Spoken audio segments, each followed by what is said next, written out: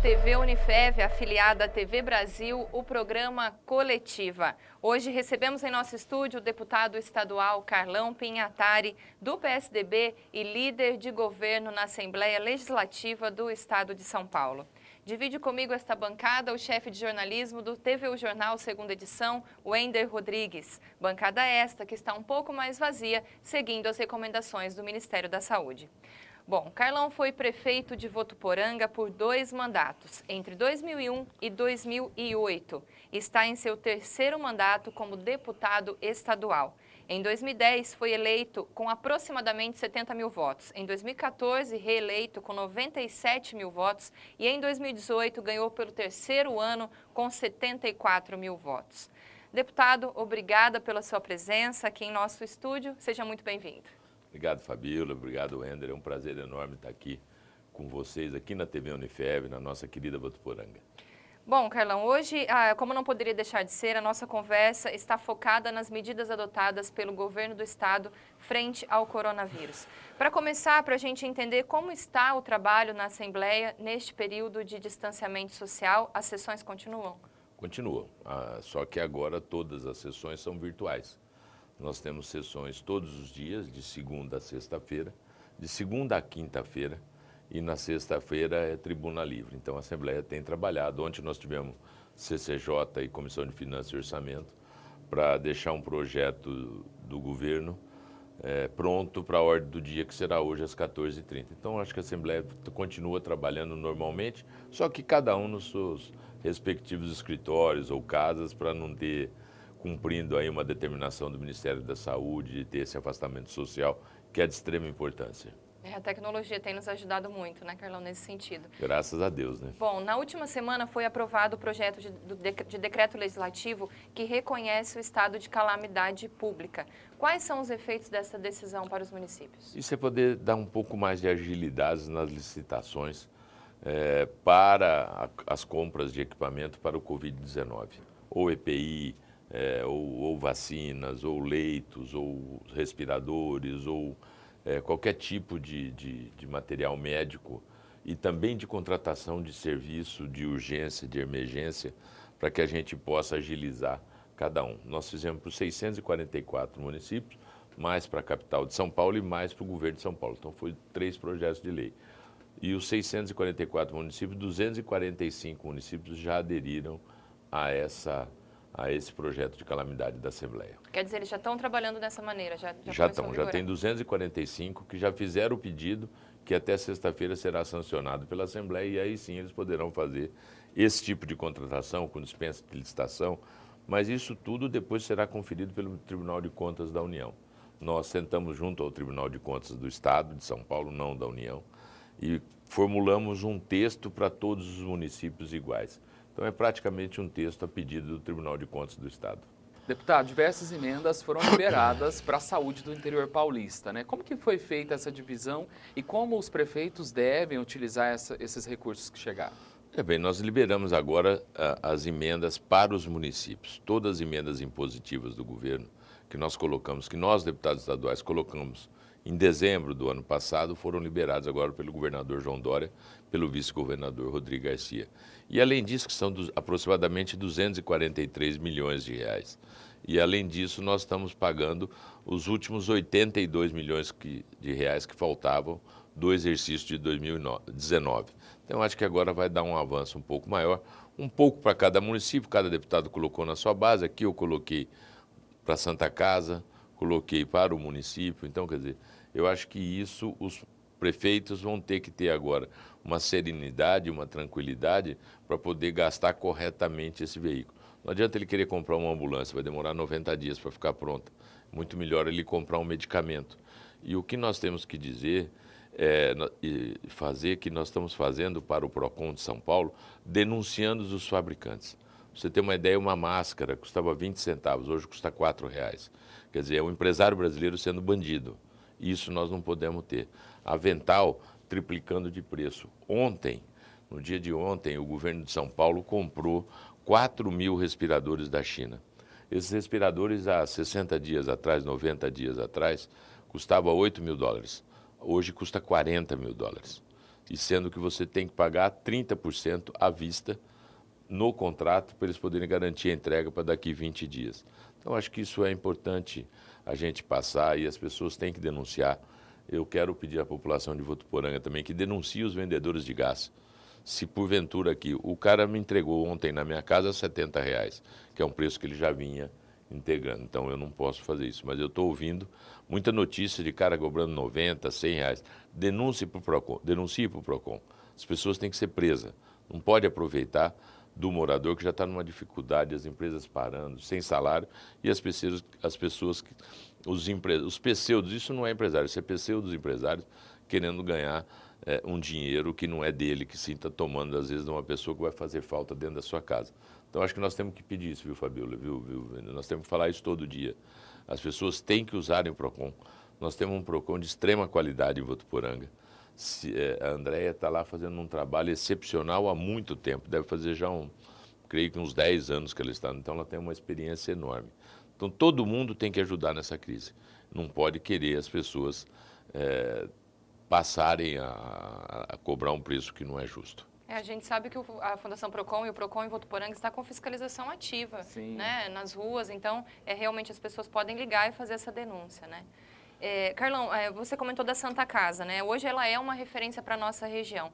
Como você avalia a nossa estrutura hoje de Votuporanga e qual é essa ajuda exatamente que o governo do estado repassou à Santa Casa? Agora nós estamos credenciando os novos leitos. Por exemplo, abriu uma UTI a semana passada, se eu não me engano, de 10 novos leitos de UTI.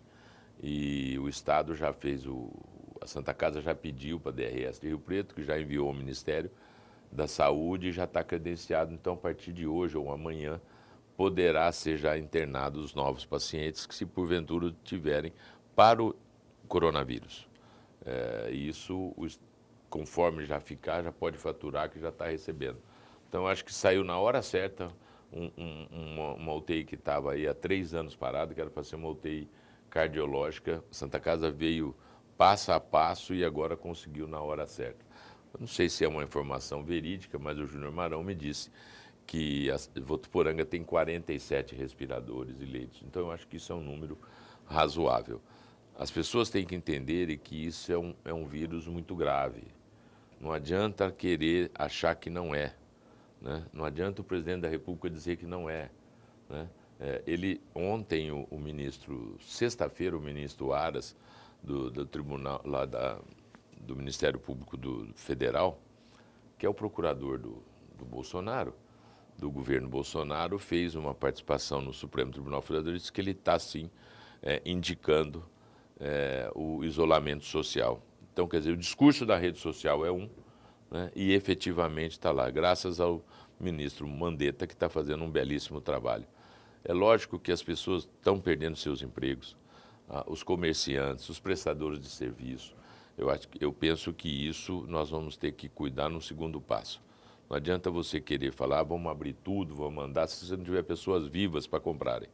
Então agora está na hora da gente cuidar de vida, de saúde.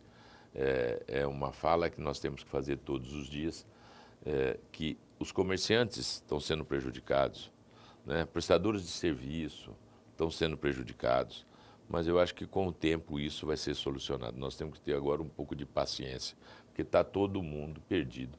Eu não me lembro, eu acho que nesse último século nós não tivemos nada semelhante. Isso não é uma crise no Brasil, é uma crise no mundo. Eu estava lendo uma matéria hoje no Valor Econômico que as indústrias de extração de petróleo não têm aonde armazenar mais os petróleos.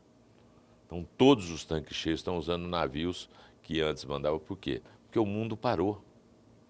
O mundo parou. Uma matéria da BR dizendo que 67% das rodovias, os postos de rodovia pararam abastecimento e 30%, 40% nas cidades.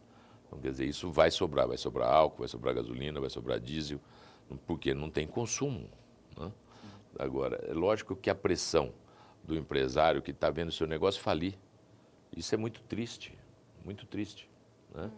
Mas que a gente, infelizmente, nesse momento, até o dia 22 de abril, no estado de São Paulo será feito esse isolamento social um pouco de todas as idades. Eu imagino que a partir daí o governo João Dória vai começar a pensar fazer regionalmente cada ação para cada um das suas regiões. Como é que você pode falar de liberar o trânsito, o comércio em São Paulo, ou a indústria, onde você tem só sobre trilhos, só sobre transporte público, 8 milhões de pessoas todos os dias. Né? É uma aglomeração, é gente em cima de gente. Então lá, mas vamos fechar São Paulo, a grande São Paulo? Tá bom, você pega um quadrilátero, Campinas, Santos, São José dos Campos e Sorocaba, tem 83% da população paulista. Então é muito preocupante.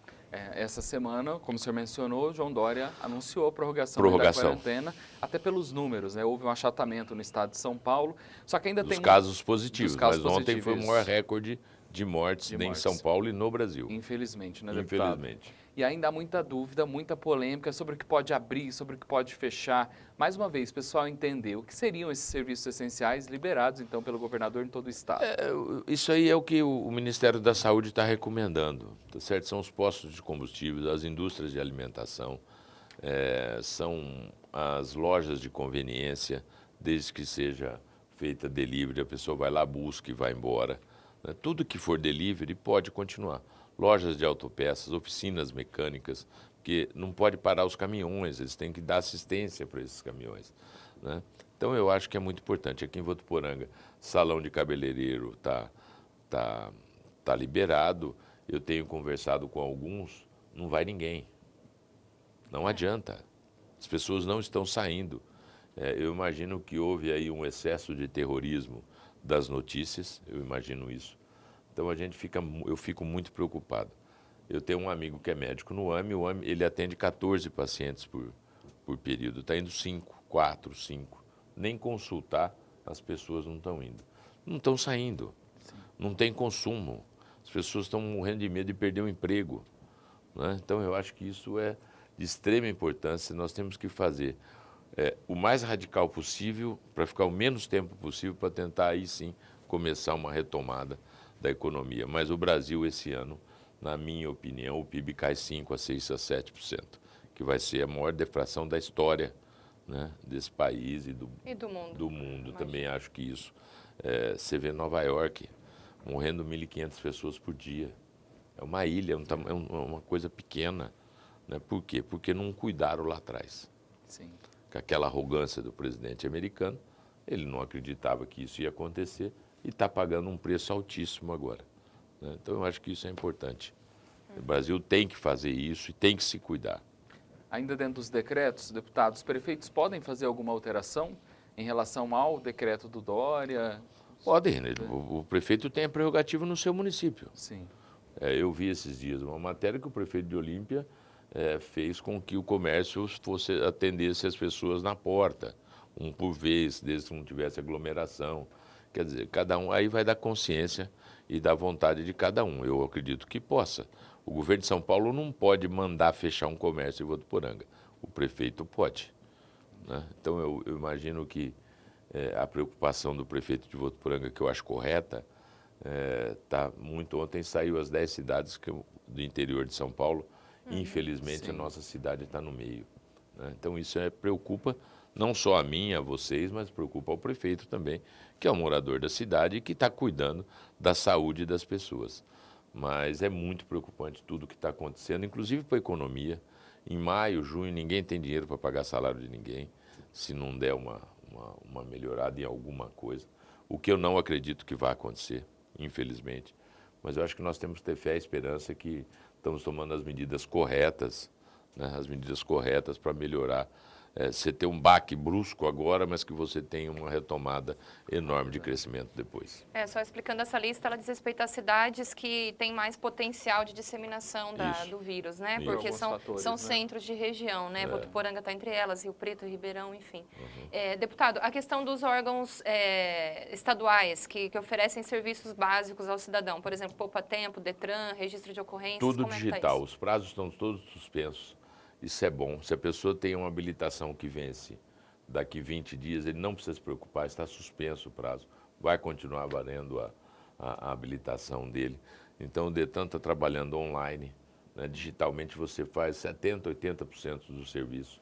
No Poupa Tempo, a mesma coisa.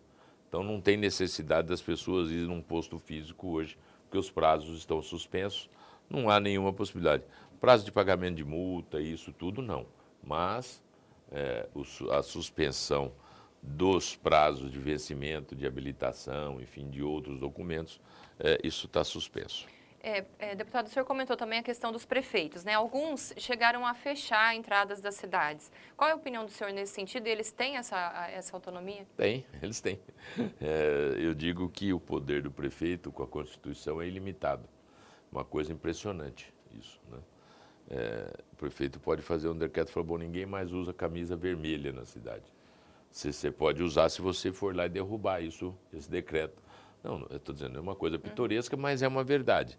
Então, o poder do prefeito é enorme quanto a isso. Agora, eu não creio.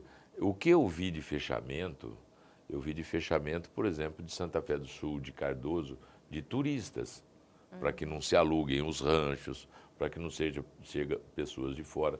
Estava vendo uma matéria agora de manhã de uma pessoa que fez uma festa familiar dia 13 de março.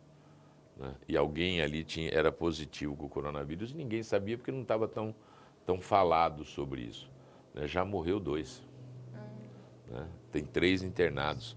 Então, quer dizer, é muito perigoso. Então, os prefeitos, o que eu tenho visto, as instâncias ou os lugares que têm lazer estão tomando essa atitude de se fechar a cidade para pessoas de fora não vir para essas cidades, como foi feito no litoral paulista.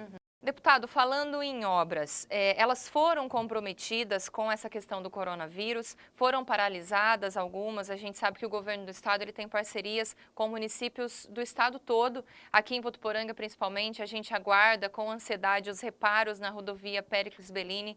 Como está essa situação? Inclusive já tem ordem de serviço da ponte, da ponte que, se eu não me engano, a Missorelli ganhou.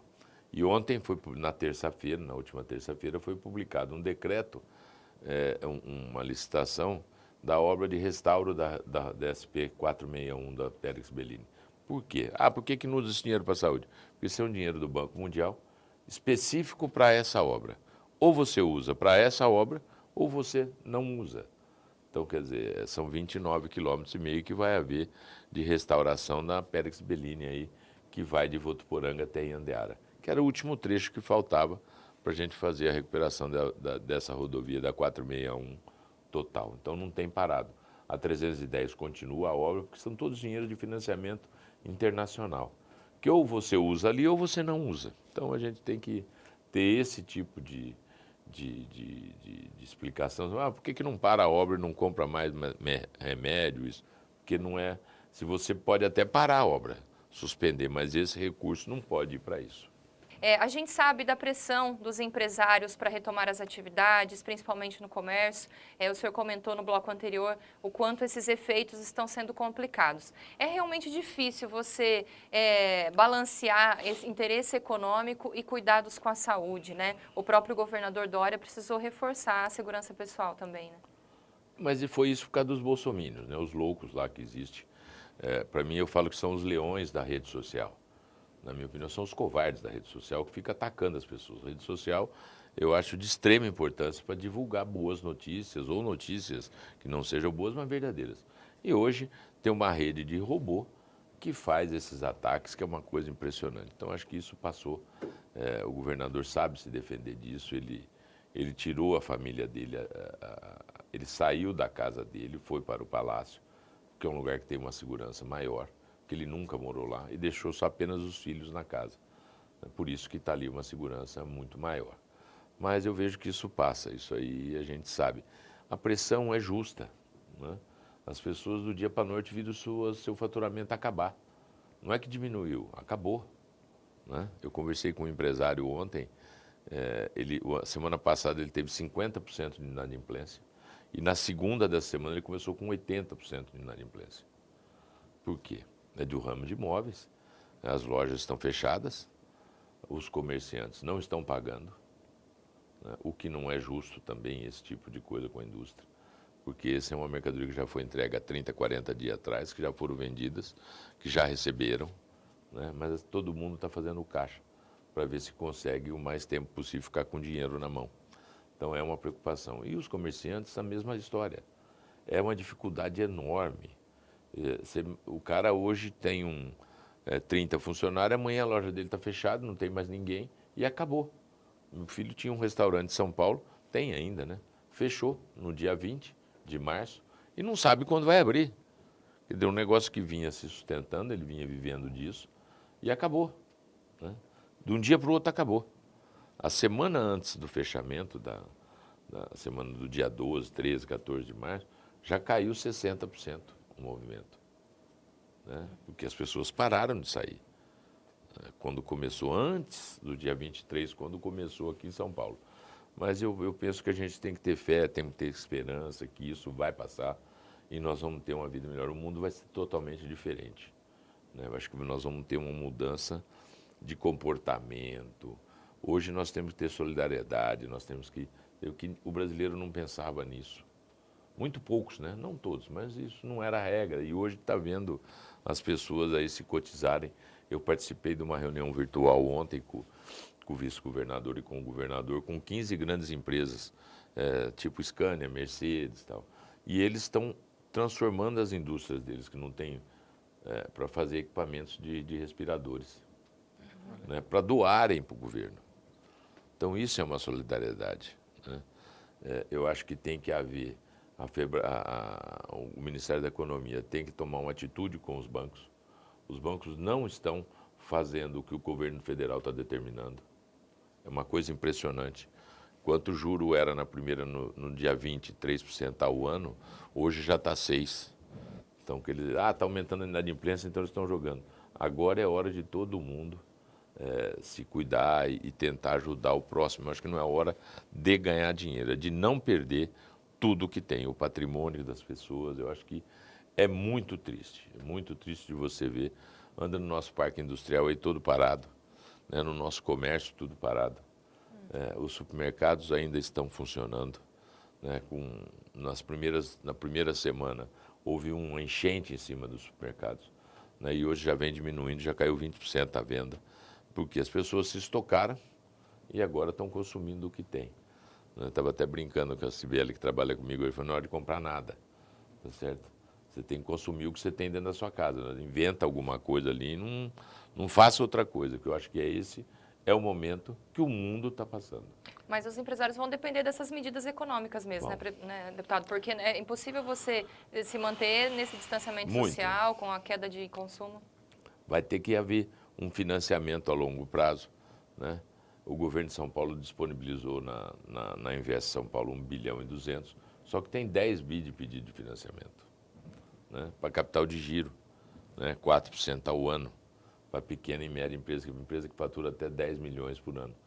Então é uma maneira que está se fazendo o cadastro. Infelizmente o BNDES, nós tínhamos uma parceria nós, quando eu digo nós, o governo tinha uma parceria com o BNDES que eles iam injetar mais 1,5 bilhão. E isso até agora não chegou o dinheiro. Então o governo federal está falando muito, né? O presidente está com boa vontade, está determinando, está fazendo, mas não está chegando na ponta, não está chegando em quem precisa, né? Eu acho que isso é uma medida que tem que ser corrigida logo. Eu acho que as medidas que o ministro da Economia, que o presidente está determinando, não está chegando. Estava vendo também, semana passada, ele disse que liberou 5 bilhões para a Caixa Econômica Federal para emprestar a juros subsidiados para a Caixa Econômica Federal. O juro hoje na Caixa Econômica Federal para os hospitais está maior do que há 60 dias atrás. E é um banco público. Então alguém tem que tomar providência. Isso é matéria do jornal Valor Econômico de hoje. Então, quer dizer, eles não vão colocar uma matéria que não seja verdadeira. Então é muito preocupante. Os hospitais estão passando uma dificuldade enorme, o presidente anuncia. Mas não está chegando, mas né? não está chegando. Mesmo assim, para os pequenos, para os médios empresários. Isso, e para os grandes também, que vão ter dificuldade. Né? Vão ter dificuldade. A cerveja caiu 40% o consumo, né? Bebida. Isso vai dar, lá na ponta, vai ter que haver demissões, né? Então, eu acho que o governo vai ter que dar, infelizmente, eu nunca fui favorável a isso, mas eu acho que hoje o governo central, o Banco Central, o Banco do Brasil, vai ter que emitir dinheiro, vai ter que vender essa dívida para 20, 30 anos e aumentar o déficit público, que nós vamos pagar essa conta mais tarde. mas pelo menos agora para socorrer para as pessoas não morrerem, não só de doença, mas também de fome ou economicamente inviável. Novos tempos, novas medidas, né? Novos tempos, novas medidas. Eu tive uma reunião com o dono da Azul, uma semana antes de começar esse relacionamento. Ele falou, o meu negócio acabou, dia 30 de março para de voar no mundo. Então você imagina, não tem lugar hoje para você pôr avião em solo, porque eles ficavam só voando. Aonde você vai guardar esses aviões agora? Né? Não está voando nada, então não tem lugar de pôr. Então cada um vê o seu problema. O cara que vende a linha ali, ele está preocupado com o problema dele e tal, mas os problemas hoje é geral no Brasil e no mundo. Né? Então nós temos que tomar. Eu acho que foi correta essa medida do governo de São Paulo. Estou sendo criticado por amigos que são comerciantes, empresários, mas foi correta porque foi drástica para a gente poder o mais rápido possível sair desse imbróglio que o Brasil e o mundo está passando. Nós vamos então para um breve intervalo e voltamos daqui a pouquinho. Não saia daí.